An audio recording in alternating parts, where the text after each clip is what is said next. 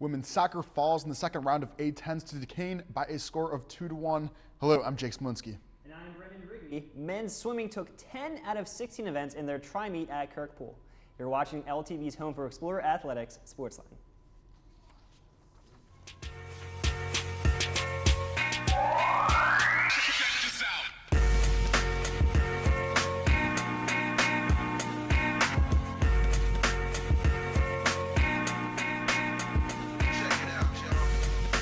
That was from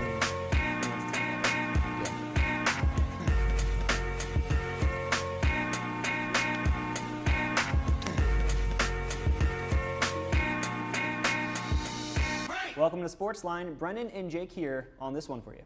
Yeah, great show for you. Sports Talk Philly's Tyler Harper will be joining us on desk to help preview the highly anticipated men's basketball game against Towson. It's another crossover episode, folks. Big stuff. But first, let's see what went down in the past week for our athletes. LaSalle's swimming and diving teams hosted Delaware and Ryder for a tri-meet on November 7th. Kelly Montana has the coverage.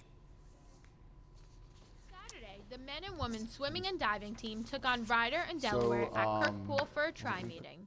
The men took 10 of the 16 events by topping Delaware 181 to 118. Unfortunately, they ended up dropping a tight race to Ryder, and it ended up being 137 to 162. Blue and gold sophomore Fabian Bergman was able to come up with a win for all three individual events he swam in: the 100 meter in 51.84 seconds and the 200 meter in 1 minute 53 seconds. After all that, he came up with another victory in the 200 meter, in which he won with a time of 1 minute and 56.40 seconds. Bergman was not the only explorer to win each event that he swam in. His fellow teammate sophomore Jacob Bartoshevitz took first in both the 100 and 200 butterfly events. The last key swimmer, senior Johan Roth, was able to sweep the breaststroking event during that afternoon. He came in with a time of 57.82 seconds. Not only did the explorers do well in the swimming events, they came up strong in both of the diving events. It was all thanks to sophomore Dylan Yurseritz, who had a total of 307.20 to take the 1 meter dive. And senior CJ Gimple took second in the 3 meter event with a total of 293. Now, the women took a win over Ryder 206 to 91, but ended up dropping a decision to Delaware 79 to 220. But sophomore swimmer Emma Smith came in big time and swept the distance freestyle events with a time of 10 minutes and 25.38 seconds. Sweden native Ava Marie picked up a huge win as well in the 200 meter freestyle race, thanks to a time of 2 minutes and 7.13 seconds. She had a 3.02 second margin over second place. With the swimming and diving team looking confident, it is going to be exciting to see what they can do next. For SportsLine, I'm Kelly Montana. LaSalle women's soccer traveled to Davidson University's Alumni Soccer Stadium on Thursday evening for their opening matchup of the Atlantic 10 Championship. Cross-city rival St. Joseph's took the field against the Explorers, scoring first in the 12th minute. Mary Kate Bateman found an answer 2 minutes later, heading a Jessica Kagan free kick. The 1-1 tie was finally broken in the 70th minute to seal the 2-1 victory for the Explorers. Madison Bauer netted her 4th goal of the season when she slipped the ball past the goalkeeper to the far post. Yeah, and LaSalle's trip to the A10 semifinal this year marked the 6th consecutive season the Explorers have continued action past the first round. The Blue and Gold returned to the field on Friday night to take on Duquesne. The Dukes found the back of the net first in the 6th minute on a penalty kick, and LaSalle answered to tie the game in the 24th minute when Mary Kay Bateman netted a corner kick. Duquesne ended the tie in the minute 78 to win the 2-1 and advance in the tournament. LaSalle's volleyball team played its final 2 home games of the season, beginning with a loss to Davidson on November 6th. The Explorers would squander a lead in the first set after leading 8-4, but would rebound superbly in the second with their own 25-16 win. Davidson would again take set 3, making the fourth do or die for the Blue and Gold. Kelly Perillo's 8 kills would help the Explorer offense remain competitive, with the game tied on 15 separate times. Hannah McGarry proved key in keeping the game alive, tallying 2 kills after the 24-24 tie. LaSalle would capture that set 33-31. However, the day was spoiled in the 5th as LaSalle failed to capitalize on a 14-13 lead, losing the set 16-14. Volleyball squad wrapped up its home games on the 8th with a match versus VCU. Anna Gomez has the coverage. It was senior day at the It's just me Gola or as something women's going on with that? volleyball hosted their last home game of the season. In their previous contest against VCU, the team lost to the Rams 2-3 after a fifth-round upset. Honored seniors Erin Noga, Kelly Perillo, Laura Kuhlmeyer, and Michelle Haley started the match besides their teammates on Sunday. Frame 1 began with a Brianna Davis kill before VCU retaliated in a big way, taking a 12-4 lead. LaSalle fired back at VCU, trailing just 2 points, but ultimately, the Rams took the frame 25-20. In set 2, the blue and gold were fierce competitors to the Rams. Both teams never strayed farther than a 3-point lead or deficit until a final push from the Rams ended it 25-22. And the third set followed a familiar Explorers pattern, with the women simply just losing their momentum, falling well behind their adversaries. One bright moment came in the last minute of play when senior Laura Kohlmeyer landed a kill that sent the home crowd cheering in support. But the match ended quietly in the final frame, 25-15 VCU. This 0-3 loss places the Explorers at 0-12 for the conference as they head into their last week of play. For SportsLine, I'm Anna Gomez. Now let's talk about one standout Explorer. The A10 has named swimmer Dylan Urasitz its Conference Performer of the Week. The sophomore placed first in the 1-meter dive event when LaSalle hosted Delaware and Ryder. Urasitz beat the runner-up by 14.2 points and is now qualified for the NCAA A-Zone A Diving Championships. Oh, mouthful there. But coming up in the week ahead, there is still plenty of LaSalle sports action for you. The men's and women's cross-country teams will travel to Princeton, New Jersey to participate in the Mid-Atlantic Regionals on Friday, November 13th. Sophomore standout Morgan Zeckley is coming off her A10 win just a few weeks ago, as she and the teams will look to duplicate this success. And that same day, the swimming and diving teams will travel to George Mason. The men's team is coming off a successful day at Kirk Pool, at which they won 10 of 16 events versus Delaware and Ryder. The women's Emma Smith swept the distance freestyle events at the same meet. LaSalle volleyball season will come to a close after 2 away games. The Explorers will play on back-to-back days against George Mason on the 13th and George Washington on the 14th. The blue and gold sit at 6-23 on the season. And then women's basketball will begin its season on the 13th, heading out to Connecticut to face Fairfield. After this, the Explorers will come home to play rival Temple on November 18th. Also beginning regular season play, the men's basketball team will play Towson in the Tom Gola Arena on the 14th for LaSalle's homecoming. The team will remain home for their next matchup, this time with Ryder on November 17th. And now joining us for some headline exploration. I really screwed that one up, Jake. I'm so sorry. I was really hoping for that line right there because this is important. Tyler Harper is here with us right now from Sports Talk Philadelphia. Tyler, how are you? I'm good. I think I'm the one you should be apologizing for that intro. Well, Tyler, I'm sorry. I feel like it really it's okay, Brendan. killed It's okay. the vibe there. Well, if you don't mind, let's get to some exploring headlines. Soccer season has come to an end at LaSalle, but both the men's and women's teams walked away with their fair share of accolades. Senior Andrew Connors nabbed his own personal award, with the A10 naming him second team all-conference. Connors was tied for 5th in the league for goals with 7, 3 of which were game winners. For the women, 2 Explorers found their share of personal glory. Mary Kate Bateman and Jessica Kagan were named to the A10 championship team after stellar performances in the conference tournament. Bateman scored the game-tying goal and assisted the game winner against St. Joe's before tallying another goal against Duquesne. Kagan assisted 2 of these goals. Congrats to our soccer teams on great seasons. LaSalle's golf team now has its own training facility.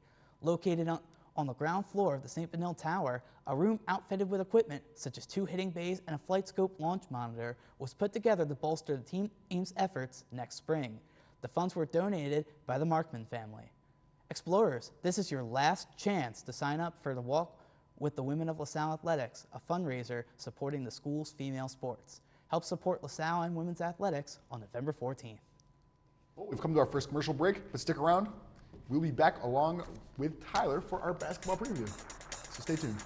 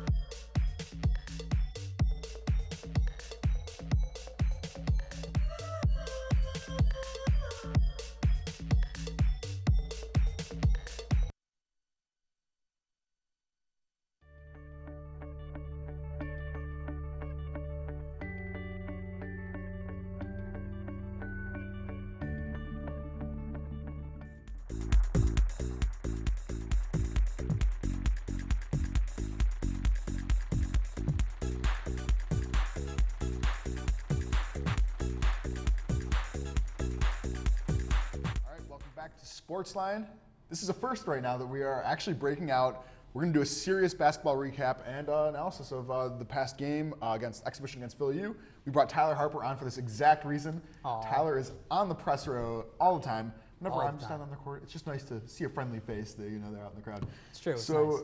anyway, we had a pretty tough loss against Philly U. I'd say. Yeah, it was very, very bitter. So anyway, we cut right to the package. All right, so we're going to take a look at some of this. Right from the start, though, we were seriously shooting from the field on fire. What were the statistics for that? Yeah, but I'm not sure if the first half, but actually first half about 25% of three-pointers, but still they were hitting a lot of their shots early on and looking like a good offense that could be able to motivate. Yeah, it looked like, honestly, there were some moments getting these offensive rebounds, defensive rebounds, and just making sure that we're keeping the pace together. I knew that, actually, I believe it was 60% from the field in the first half, which is huge. And if you just watch this, like Jordan Price showing some maturity, just dropping back, dishing it out from behind the line. You take this right to Yevgen, takes it to Carl Harris, my bad. Harris, actually, what was your opinion of Harris's debut? Talk about a pleasant surprise. Freshman coming in from Chicago, some extra guard help, especially with Khalid Lewis transferring to Illinois. But he surprised everyone and had a good day, securing himself some 12 points. Absolutely. Like, just watching this, he just showed some serious maturity, just slowing it down and not, like, trying to really, push it. He played a very, very even game. This is one of my big problems, though, that this in the first half that you started to kind of see, we were butter on defense. Like, they just cut us up. It was embarrassing. Nice, cut up, I get it. Yeah, yeah. So anyway, just taking a look at this, though, this was one of my favorite plays of the game. Schuler just kind of cutting through off a Jordan Price flub. But, yeah, let's see what happens here. This is when we actually made the move into the second half, and this was when things really started falling apart. Yeah, I mean, slowly but surely, the Rams just started to chip away, and sure enough, they easily made it a close game again. And if you look back, the Rams scored 50 points in the second half. That's inexcusable no matter who you play. And just watching this, so many failed rebounds. Just get ready for this cutaway shot that we have here. This was Coach G's reaction just a couple minutes into the play. Absolutely brutal. Yeah, but still, you have Schuler shooting strong from outside in the field, but at the same time, there was absolutely no effort being put in, especially looking at how Philly U is a D2 team. It's not exactly... I mean, yeah, they are a D2 team, but they also made the D2 NCAA tournament last year, and I believe they finished 24-6 or close to that. So even though they are a D2 team, I mean, G said after the game that he wanted the closest thing he could get to an exact game simulation, and clearly the LaSalle Explorers got it, and clearly they weren't ready. Yeah, and looking at this last play here, Jordan Price just drew the foul, managed we were behind by one, brought it up, and then right here, this play, frustrating, somehow came away with that shot. Makes no sense.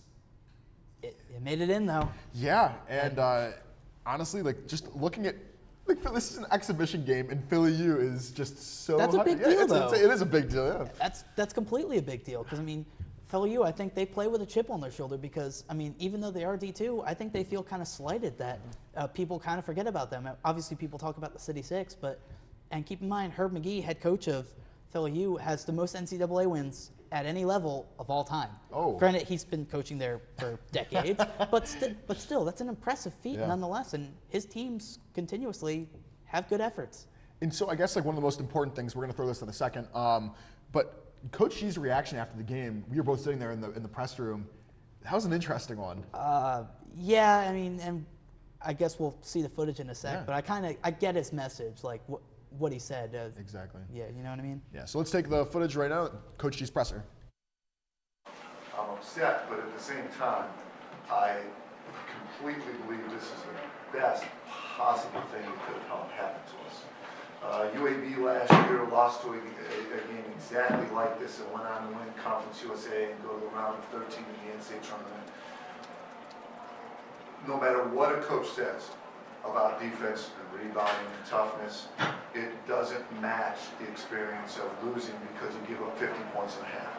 It doesn't match the experience of giving up 18 offensive rebounds and getting out rebounded by 11. So our players learned so much today about how to win a basketball game. And frankly, if we would have won by one, the lesson would not have been. Yeah, honestly, like him just kind of coming out and being that brutally honest was refreshing.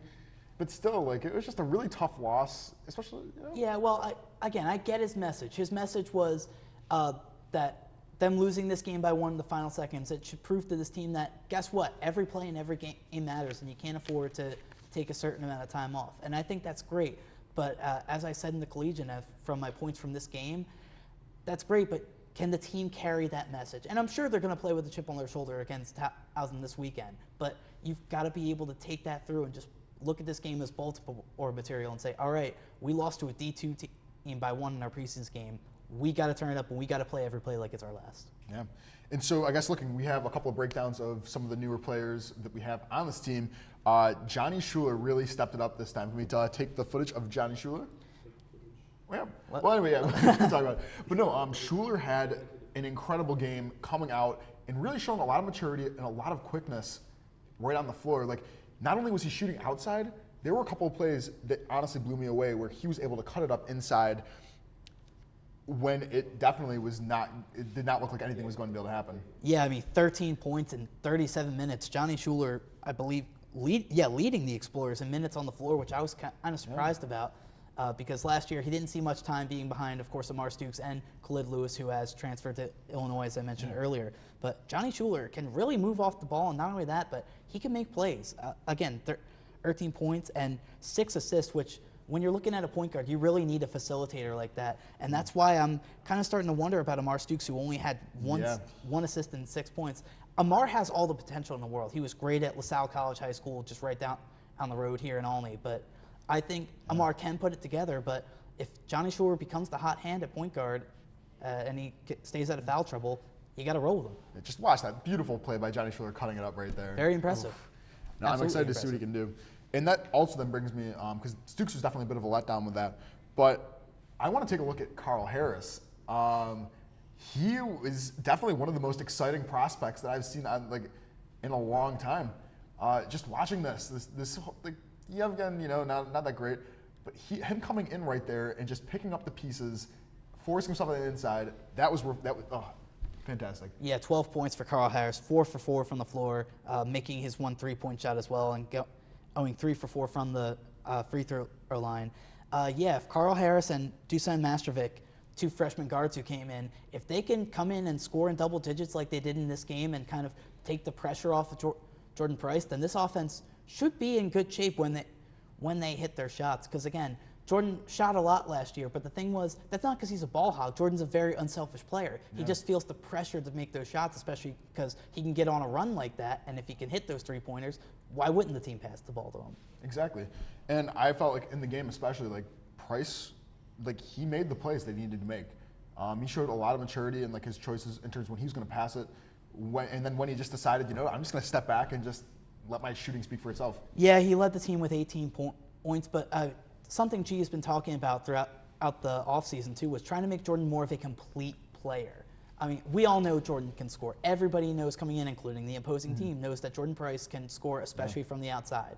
But if he can have that floor vision like he was starting to develop last year and either feed it inside or get a double on him and then kick it to the open man, Jordan Price can easily be one of the true leaders that this team needs. And so then I got to ask, though, because, Brennan, for this game coming up with Towson and everything, what do you think is going to happen with these matchups? What do you think is going to go down? Well, first of all, I've been dying to talk the whole time because I missed the game and I'm very upset about it. But thank you for the color, guys. It really brings things to life.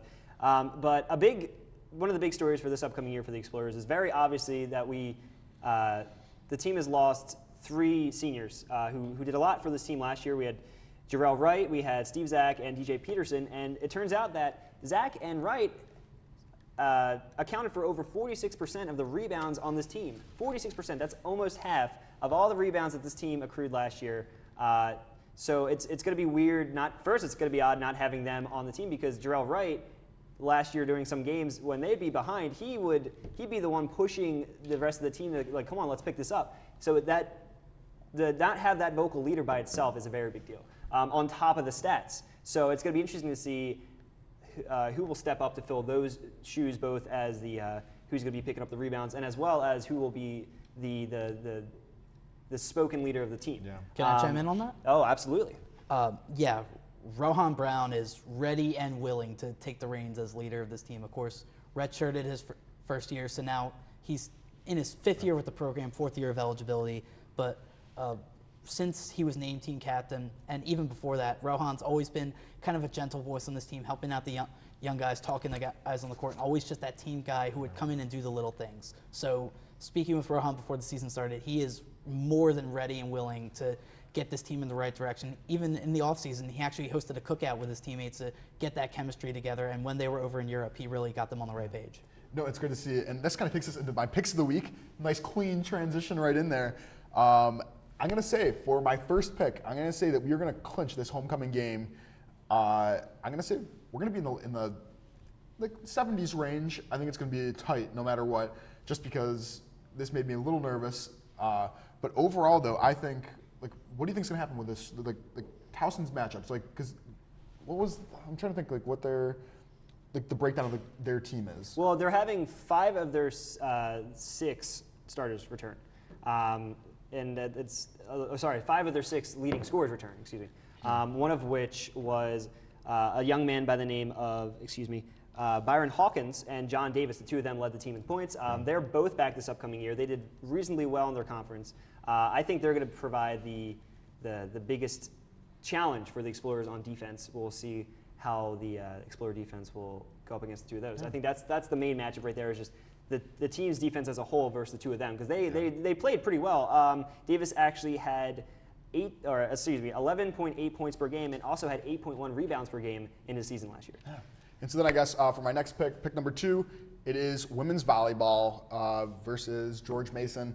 Not looking good for them. I'm going to say a 3-0 loss. It's just a little painful. They're gassed, Jake. Yeah. They're just gassed. Yeah. It's the end of their season. They're just looking. I hope they pick up at least a win here and there. They came close in that game against Davidson on the 6th, but they from there I just don't see them picking up any wins for the rest of the season. And then I guess for my third pick, I'm going to go men's swing and diving versus George Mason once again. I have there's so much potential going on with these guys.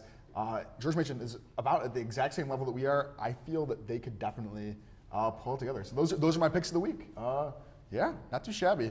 I'm hoping that this all comes together. Men's swing will pick it up. Yes. I'm pretty confident. Absolutely. And so a lot to look forward to this homecoming game against Towson. So naturally, it's this week's marquee matchup. And here is Elvis Chalekas to fill us in on what we might have missed. Greetings, fellow Explorers. I'm Elvis Chalekas, and this is Marquee Matchup. It's that time of year again as the Explorers men's basketball team gets ready to start the season in front of a sold-out crowd at Tom Go Arena this Saturday at 3 p.m.